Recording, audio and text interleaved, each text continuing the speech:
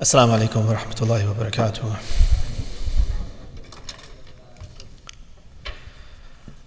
أعوذ بالله من الشيطان الرجيم. بسم الله الرحمن الرحيم. الحمد والثناء لله رب العالمين. نحمده ونستعينه ونؤمن به ونتوكل عليه. ونشهد أن لا إله إلا الله وحده لا شريك له وأن محمدا عبده ورسوله أرسله بالهدى ودين الحق ليظهره على الدين كله ولو كره المشركون. ثم الصلاة والسلام على أشرف الأنبياء محمد وعلى أهل بيته الطيبين الطاهرين. صلوات على محمد وعلى اللهم صل على محمد وآل محمد. I begin this khutbah as we begin all of our khutbah with praise of Allah through hamd and thana, glorifying Him for all of His blessings, for His own greatness, and all of the blessings that He has showered us with. And we call down His mercy and His blessings on His beloved Prophet and on the family of His Prophet Muhammad sallallahu alayhi wa alihi.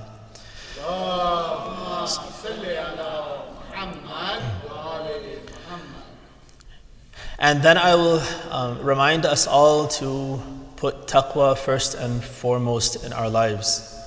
This is really the key to everything. This defines our relationship with Allah. This taqwa of Allah is the practical side of our understanding of who Allah is and who we are. When we know Him in His greatness and all that He's done for us, and we know our own unworthiness of receiving any of His blessings, then all we can do is have taqwa, have constant consciousness of Him. We are eternally and inordinately dependent on Him. We are unworthy of His blessings, but whatever we have is from Him, and we owe thanks to Him for all of that. We owe Him apologies and seeking forgiveness for all of our shortcomings and our ability to even thank Him. And so that taqwa is really what's going to be our salvation. We are in these days, in the last week or so, inundated in the events of Palestine and Gaza, and everywhere we turn, we are, our inboxes are flooded, the social media, news media, within our own social circles, all the conversations are around Palestine and Gaza, and what has happened to them, and how they have lashed out to try to assert some semblance of right or some semblance of vengeance against their oppressors. I think we have several reactions to this kind of a thing. Whenever something flares up there, it's a constant. It's been there for 100 years now, and maybe even more. To the end of the 19th century was when these ideas started to float around in the Zionist community of Europe, and then eventually after the collapse of the Ottoman Empire and the aftermath of the First World War, then these ideas came to fruition. So now it's 2023, 1924 was when a lot of these things were happening. So it's almost 100 years now that officially things have been happening to try to take away Palestine from the Palestinians, and this dhulm has started from there. We try to, I think, one way that we engage is by educating ourselves, remembering that I need to learn more about what has happened, what's the history. I need to go back and review whatever I have learned before, maybe learn more things about the history of this conflict. Another effort that we try to engage in is to educate. We want to educate our children, make sure they also know the dhulm that has happened in Palestine. And if we can, then other people who listen to us, co-workers and students. We engage in protests at different levels. So there are all these different ways that we engage with these events, and we try to do something to connect with Allah through this, to make sure that we are with the mazloom and against the zalim, through education, through teaching, whatever we can, through protest. One of the things I thought we can engage in doing today is engage with this one dua that we have, which is known as al-Jawshan as-Saghir. It's a dua that I don't think that we have kind of very much engagement with in our community. It's not one that we recite often. It's not on the calendar. Joshan al-Kabir, at least once a year, maybe twice a year, we recite it in the Layal al-Qadr. This Joshan al-Saghir is a very powerful dua, and I'm going to speak a little bit about it and kind of walk us through some of the main ideas of the dua, and I'll explain why I've chosen to speak about this particular dua. But I'd encourage you all to read it for yourselves. Right? Take some time today or this weekend and read through it by yourself with your families, and I think you'll also realize, if you haven't read it before, what a powerful and amazing dua it is. Recite salawat ala Muhammad wa ali Muhammad. You'll find the dua in the beginning dua section, the same section of Mafatih al-Janan that has dua Kumail and Joshan al-Kabir and all the other duas. It has Joshan al-Saghir as well. The history of the dua, we're told that this is Imam Musa ibn Ja'far al-Kadhim alayhi salam's dua.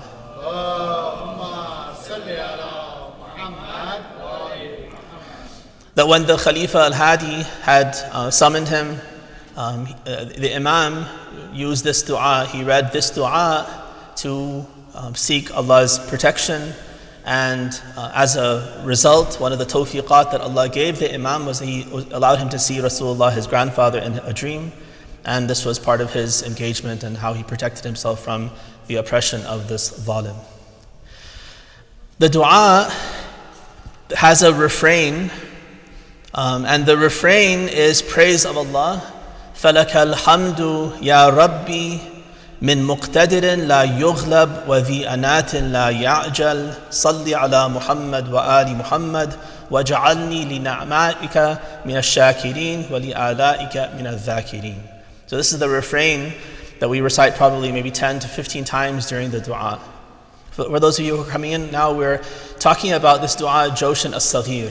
It's one of the really powerful duas, and I think right now it's of immediate relevance to us, because it's a way for us to connect to Allah through the dhulm that maybe we personally are not facing, but as part of the ummah of Muhammad sallallahu alaihi wasallam, we are facing it vicariously through the suffering of our brothers.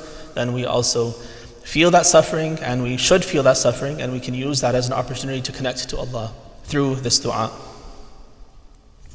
So I'm going to walk you through some of the ideas of the dua. One thing that you notice when you read it is that there's certain shifts. You're going from one position to another position, and there's a kind of an arc in the dua that I think is very beautiful. We start by recounting a few instances of our own suffering, things that different enemies of God, different entities who are ill-wishers for us, what they have wanted for us. And we're also recounting not only the dhulm that has happened to us, but also, very importantly, the blessing of salvation and protection and deflection that Allah has given us to get through that particular dhulm. So I'll read a couple of lines to give you an idea. We begin by saying, my God, many an enemy did unsheathe against me the sword of his hostility, honed for me the edge of his dagger, sharpened the points of his spearhead, mixed for me deadly poisons, and aimed at me his arrows, watching me with a sleepless eye, harboring a plan to wreak disaster upon me, and to pour into my throat the draughts of the fatal poison of his gall. That's very powerful. The translation is also beautifully done by Ali Qara'i. The vocabulary of the Arabic is also very challenging, but you can see the imagery that Imam Kadhim is calling up to describe the kinds of actions that his enemy has taken against him. Thereupon, he continues, you, Allah, saw my weakness and inability to cope with such a disaster and to prevail over someone who had resolved to confront me. And you saw me alone facing the enemy's large numbers, who had set snares for me when it had never occurred to me to set such snares for him. So you assisted me with your might and backed me with your help, blunting the edge of his dagger and forsaking him after he had assembled the large number of his henchmen. You gave me the upper hand over him. So with your help, there's no way I could have faced him on my own. You intervened. You deflected his and neutralized his attack on me, and then actually you turned the tables and gave me the upper hand over this enemy of mine. You gave me the upper hand over him, drawing him in to the very snare he had laid for me, turning his guile back upon him. His malice was not appeased, and the rages of his rancor did not abate. So he bit his fingertips and retreated with his companies in failure. That's the first stanza of the dua, where again we're recounting what enmity we have faced from some enemy, and the arc of that, how that ended, with Allah helping, intervening, and protecting me. And so we praise him with that refrain, فَلَكَ الْحَمْدُ يَا رَبِّي مِن مُقْتَدِرٍ لَا يُغْلَبْ. So praise be to you, O my all-powerful and indomitable Lord, O patient one who does not make haste to punish. Bless Muhammad and the family of Muhammad, and include me among those who thank you for your favors and recount your bounties. Then similarly, we go into talking about a tyrant, a baghi, someone who transgresses my rights, who has transgressed in the past against me. My God, how many a tyrant has tried to oppress me through his schemes, setting for me his traps, planting his spies to watch me, who like a predator hiding in ambush for its prey, waited for an opportunity, while in public he would give me friendly smiles, presented on a cheerless face. And then Allah intervened, He gave me the upper hand, He deflected that hardship or the harm that the tyrant wanted to cause me, and I praise Him for that. And then the third one that we mention is the envier, right? The one who has hasad, who's jealous of me, and because of his jealousy of my blessings that he doesn't have, he doesn't want to share those blessings with me, or he doesn't want to also attain those blessings, but he wants my downfall, so that at least I can't enjoy the blessings that I have. My God, many an envier choking with spite, and many an enemy stifled by rage flayed me with the edge of his tongue and stung me with the corner of his eye, making me the target of his shots, collaring me with his own inveterate traits. Once I called upon you, O my Lord, seeking refuge with you, convinced of your prompt response, trusting what I had always known to be your kindly support.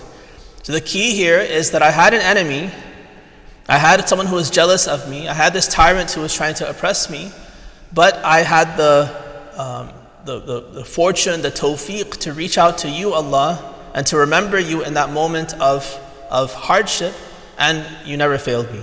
You always intervened, you always protected me, and I came out safe from those different kinds of harms.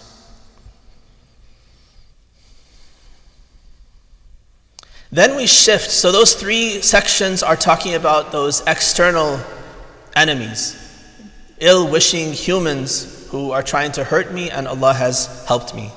Then we shift modes, and we talk about other kinds of hardships that we have faced that Allah has deflected. We say, my God, many a cloud of adversity you have cleared, and many a downpouring of blessing you have sent down, many a river of bounty you have set flowing, many a source of accident you have caused to dry up.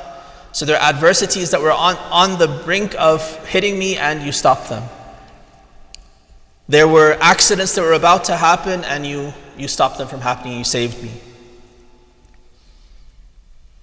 Then we say, how often you have covered us with many a shield of safety, saved us from many a tide of adversity, and ordered our current affairs without being thwarted in your wish and without being opposed in your desire by them.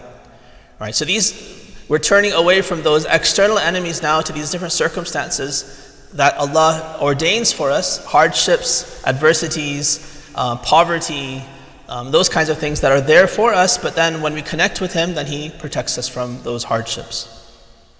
And then we praise Him again for all of this. Recite with salawat ala Muhammad wa ali Muhammad.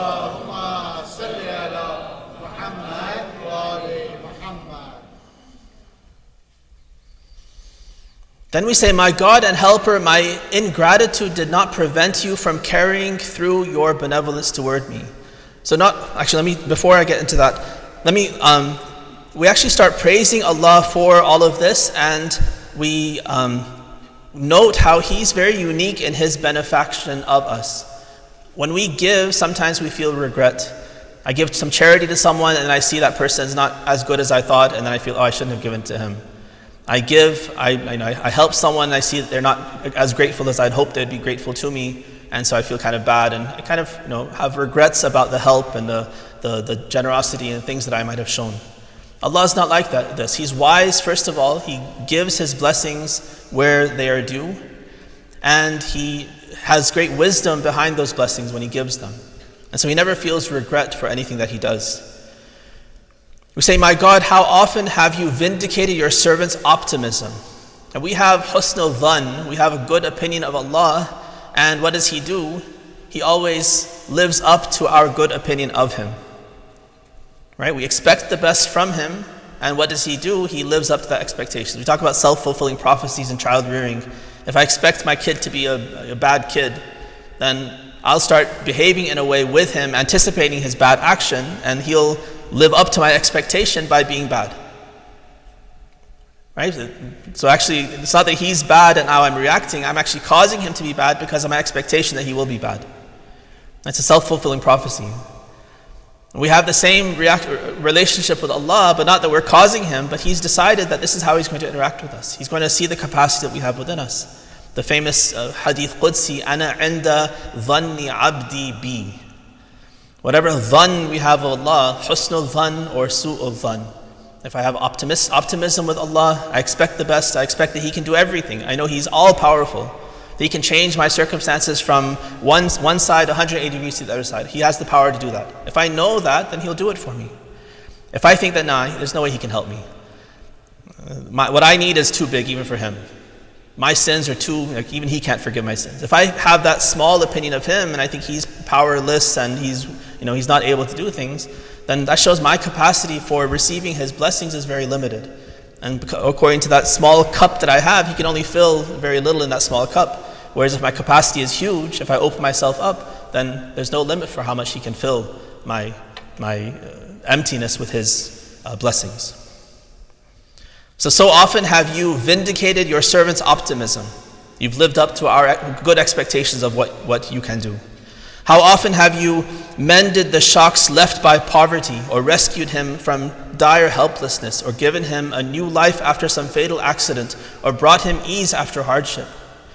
You are not questioned concerning what you do, but they are questioned. He cites a verse from the Quran. And what you give out never makes you run short of anything. So one reason why Allah never feels regret is that His resources are unlimited. No matter how much He gives me, He always has an infinite amount of resource to keep on giving. You give when asked, and when you are not asked, you take the initiative in giving. When we seek from Him, He gives. When we don't seek, He also gives. Your grace is invoked. When your grace is invoked, you do not grudge your generosity. Right? That's what I was talking about. He never feels regret that, I shouldn't have given him. He wasn't worthy.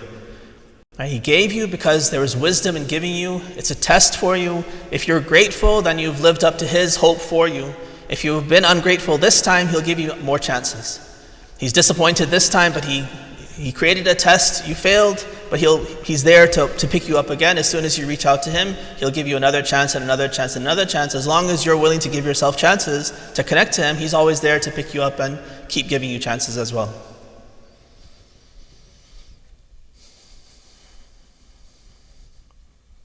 All right. Recite wa salawat ala Muhammad wa ali Muhammad. Allahumma salli ala Muhammad wa ali Muhammad. All right. So Allah has always been like this, so generous and so full of grace. What has been my role?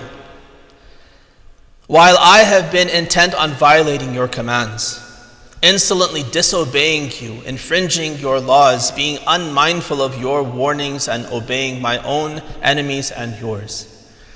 So this is a really important part of this dua where, again, we're recounting the enmity that people have shown, the hardships that have been there for us, and how Allah has intervened time after time to help and to protect me.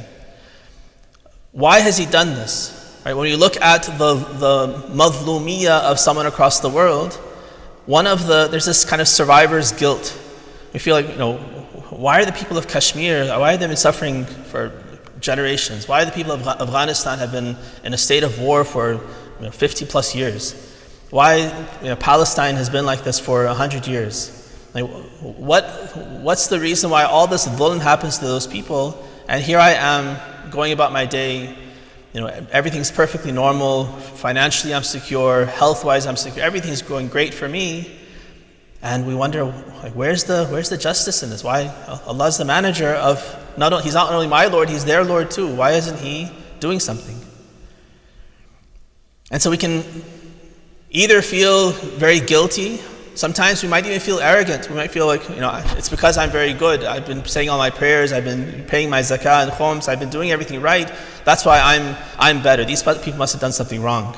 And maybe we think like that I'm better than them. That's why I have always been safe from the harms of enemies, and these people haven't been. So this dua helps us to orient and to realize that no, that's not the case. The blessings that I have benefited from, the protection, the salvation, everything that God has given me, yes, He's given it to me. I don't know exactly what the reason is, but what I know for certain is that I didn't deserve it. I haven't earned it. It's not because I'm more worthy that Allah has blessed me. It's not because He hates those people that He's allowed dhulm to happen to them. Right? That's not the equation. That's not the wisdom that Allah uses in His decisions for what to do to different people.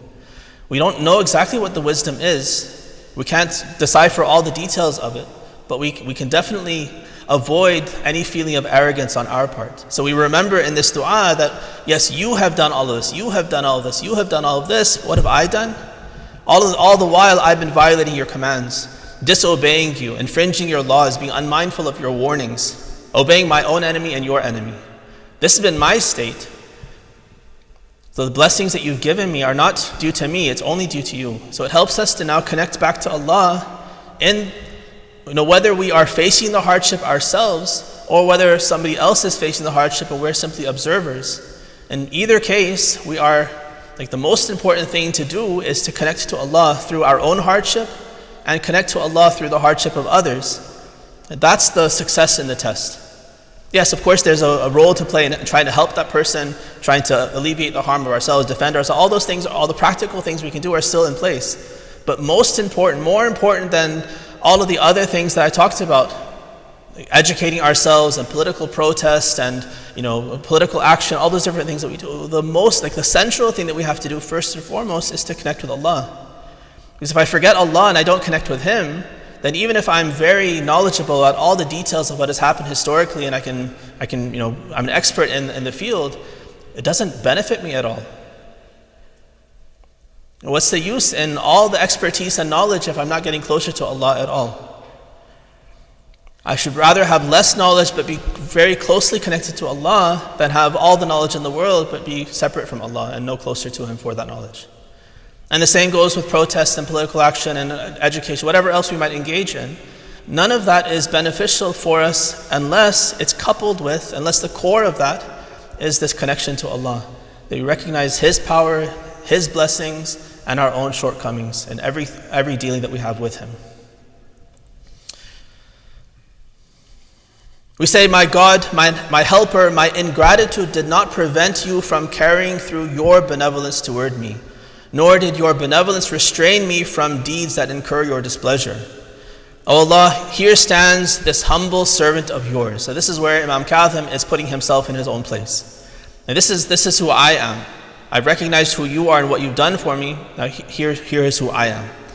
Here stands this humble servant of yours who testifies to your oneness, admits having neglected his duty toward you, and bears witness to your abundant blessings and your gracious treatment of him and your beneficence toward him. So my God and Master, grant me out of your grace the means I seek to your mercy, whereby I may rise to your approval and find safety from your displeasure. By your honor and grace, and for the sake of your Prophet Muhammad, may the blessings of Allah be upon him and his family. Sallu ala Muhammad.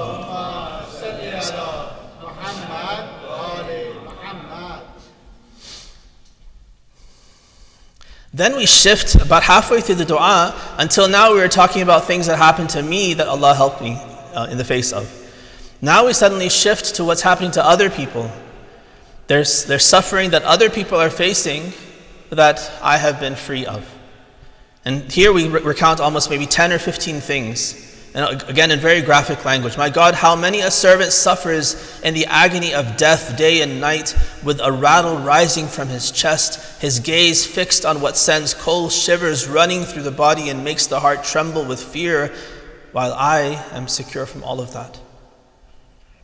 My God, how many a servant lies ailing day and night, groaning and wailing with pain, writhing restlessly in his anguish, finding no relief, nor relishing any food or drink, while I am healthy in body, living a sound and peaceful life. And then he adds, and all that is on account of you.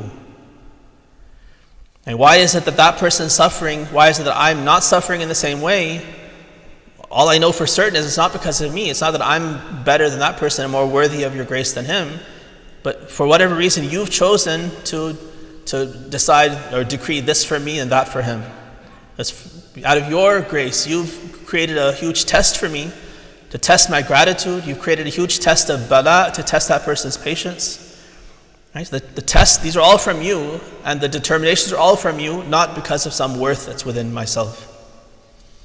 How many a servant dwells in constant fear day and night, anxious and terrified, an exile or a fugitive, hiding in a hole or concealed in a burrow, the world with its expanse having become narrow for him.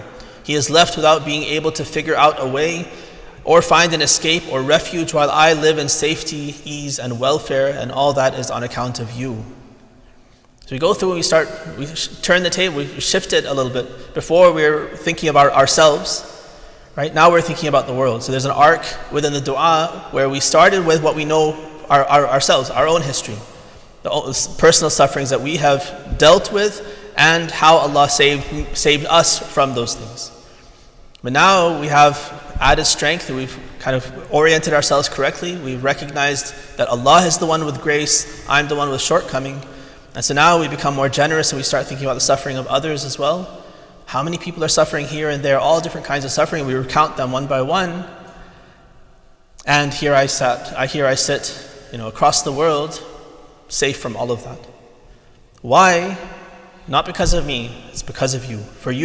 To you belongs all thanks for this decision that you have made that's benefiting me in some way, but also creating a huge test for me. That I be grateful, that I be compassionate, that I do what I can with the privilege that I have, the power that I have to do something to alleviate that dhulm. So all those tests are still in place, but now I've connected with Allah in a very healthy way, recognizing His power and my own shortcomings. Recite salawat ala Muhammad wa ali Muhammad. Allahumma salli ala Muhammad wa ali Muhammad. One more kind of shift that happens in the supplication is that we're recounting all of these things that are happening to different people and recognize that I'm here safe in afiyah, not having to suffer all of that. It seems like it gets to a point where instead of saying in the refrain, lakal hamd, we start saying subhanaka. Right? So there's a shift in the dua, and I think that the reason is because of this. Hamd, we praise Allah, right, for things that He has, traits that He has that are praiseworthy. And God is all powerful, that's hamd. God has knowledge of all things, that's hamd. He has hikmah, He has wisdom, that's hamd. Right? So all the things that He is, we say hamd for. But then we also praise Him in a different way where we negate things. We say, you're exalted above partners that people ascribe to you. You're exalted above doing dhulm to your creatures.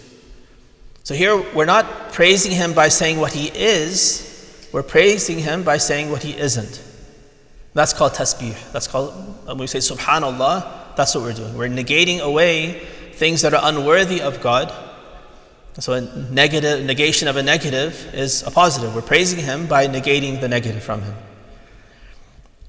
So it seems like we also get overwhelmed by all of this, all of the things that Allah has done to intervene on my behalf. He's allowed people to be subjected to all sorts of dhulm in different ways around the world, and here He's left me in comfort and happiness. And it seems like it gets too much for the speaker, for the imam himself, and he starts saying subhanallah. Like, I don't understand what the reason is for this. So it's almost like a relinquishing. I can no longer identify what to praise Allah for. I'm praising Him now kind of bil ghaib. I don't really understand why I'm praising Him, how, like what the wisdom is anymore. I have to just admit defeat, that I don't understand anymore. I praise you while admitting that I can't actually attribute things to you. Now I can only say that you're exalted above all that I know. Right? So it's an escalation of the praise from hamd to tasbih, and so the refrain shifts from just lakal hamd to la ilaha illa ant subhanak. We do tasbih of Allah. And in that same phrase, in the same refrain, now we also introduce, besides doing shukr and dhikr, because it was وَجَعَلْنِي لِنَعْمَائِكَ مِنَ الشَّاكِرِينَ, let me be a grateful person to your blessings. وَلِعَلَائِكَ مِنَ الذَّاكِرِينَ, and let me constantly remember all of the gifts and the bounties that you've given me. Here, as we praise Allah and do tasbih at that highest level, we also say, and make me min al-abidin. Right? Make me one of your servants, one of those who worships you. So it seems as we're thinking of Allah in His exalted status, we also want to connect ourselves to Him. And how do we do that? Not by raising ourselves up to His level, but by lowering ourselves down to where we really are. And the more we do, we're ibad to Him, the more we can establish that healthy relationship between ourselves as servants of God and Him as the exalted Lord. Recite one salat. Salawat ala Muhammad wa ala Muhammad.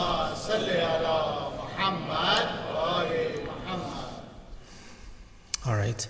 The end of the dua ends with an actual supplication. So until now, we were, much of the dua was commenting, remembering, recounting. This is what I noticed. This is what I see. Glory to you and this, and praise to you, and all of this. But then we shift and we actually start to make a petition, a dua, a supplication to Allah. We say, by your honor, O munificent one, I will beg for that which is with you and entreat you, stretching my hand toward you, and importantly, despite the sins it has committed against you. And which hand do I now raise up in dua to you? The same hand that I committed sin with. Right? So at the same time that we're connecting with Allah and kind of rising to this best position that we can be in before Him, we're also admitting that I'm not worthy. I'm not coming because I'm worthy of an audience with you.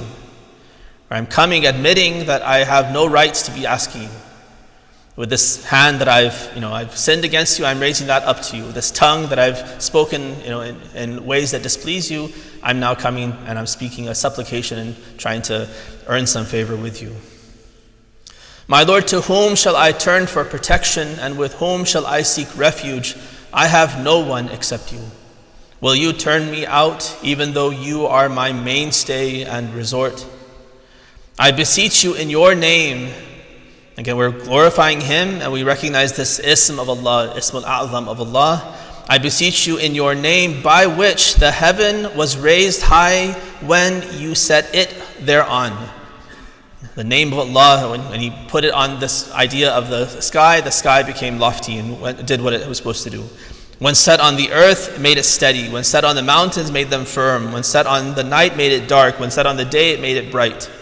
What do I ask you? To bless Muhammad and the family of Muhammad, and to fulfill all my needs, to forgive all my sins, the major ones and the minor, and to expand my provision enough to enable me to attain dignity in this world and the hereafter, O most merciful of the merciful.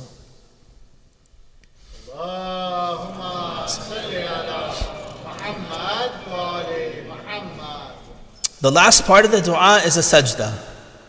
The last few paragraphs you go into sajda, and again you connect with Allah. Now we're at that ultimate ubudiyah, rubbing our faces in the dirt, trying to connect with Him. And we say, this humble face of mine prostrates before the visage of the Almighty. And this wajh of mine is now on the ground before the face of God.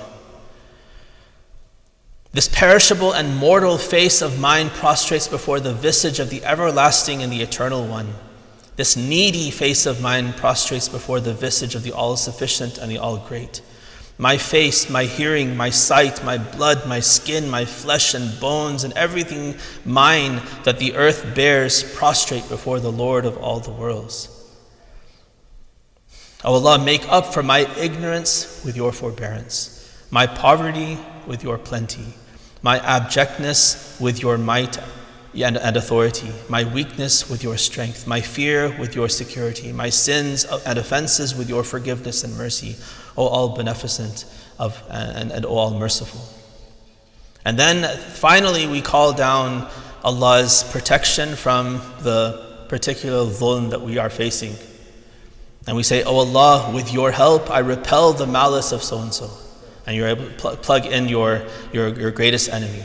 Repel, let's raise our own hands and make dua. Allah, with your help I repel the malice, and I call down your help to repel the malice of Zionists and seek your protection from their malice. So suffice us against them, even as you suffice your prophets and your saints from among your creatures and your righteous servants against the despots. And actually he mentions fara'ina, the Pharaohs of their time. Right? These are the people who were mazloom at the hand of a Pharaoh at one time, and now what have they become? They become the Pharaoh that they were once oppressed by. We call down Allah's protection against those despots from your creatures and the tyrants from among your foes, and against the evil of all your creatures. With your mercy, O most merciful of the merciful, indeed you have power over all things, and Allah is sufficient for us, and He is an excellent trustee.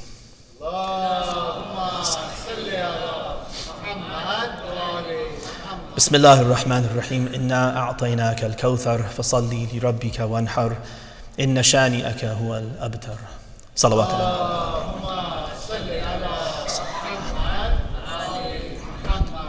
اللهم صل على محمد وآل محمد اللهم صل على محمد وآل محمد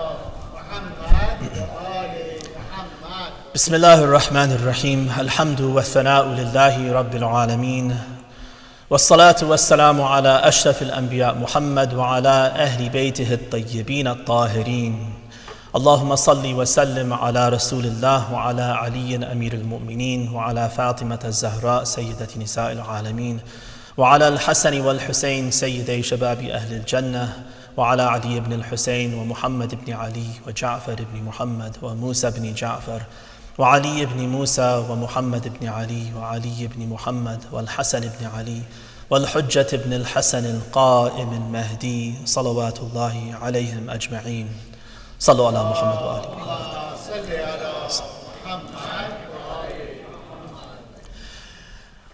Once again I ask Allah to inspire our hearts with taqwa. We need to cultivate taqwa within ourselves by remembering Him constantly, thinking of Him, connecting through Him through the worship of prayer, of dua, and reflection. Salawat ala Muhammad wa ali Muhammad.